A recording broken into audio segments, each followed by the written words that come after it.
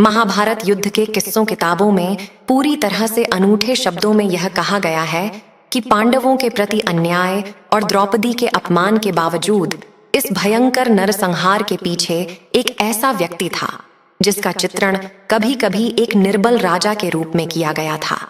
यह उस समय का धृतराष्ट्र था जिनकी आत्मा अत्यंत क्रूर और निर्दयी थी, और उनके ऐसे गुणों के कारण उन्होंने न केवल राज्य का संपूर्ण नाश किया बल्कि अपने कुल को भी समाप्त कर दिया।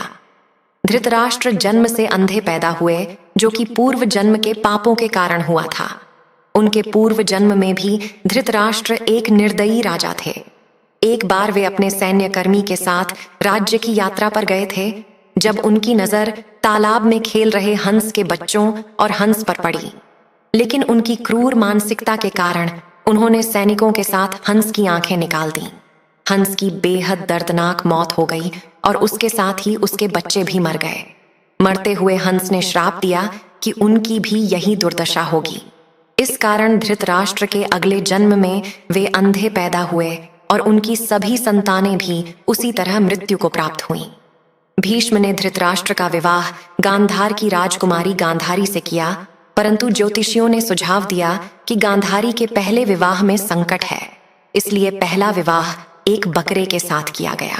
इसके बाद बकरे की बलि दे दी गई। इसके बाद गांधारी को विधवा मानकर धृतराष्ट्र से विवाह कर दिया गया। अब गांधारी विधवा थी, जिससे धृतराष्ट्र को शक हुआ कि उसकी पत्नी के पहले पति की मृत्यु कैसे हुई।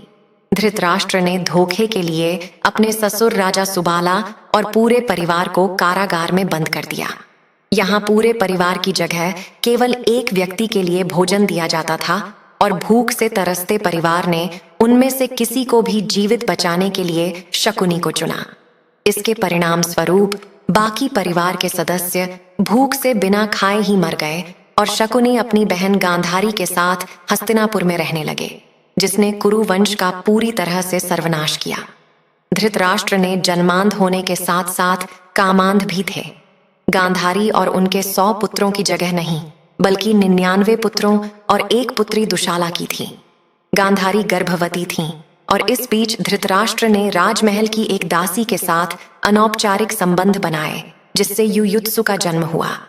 इसके परिणाम स्वरूप कौरवों की संख्या 100 तक पहुंच गई। एक दिन आहत दासी ने धृतराष्ट्र को दावाग्नि में जलकर मरने का श्राप दिया, जिसके कारण उनकी मौत जंगल में आग लगने से हो गई।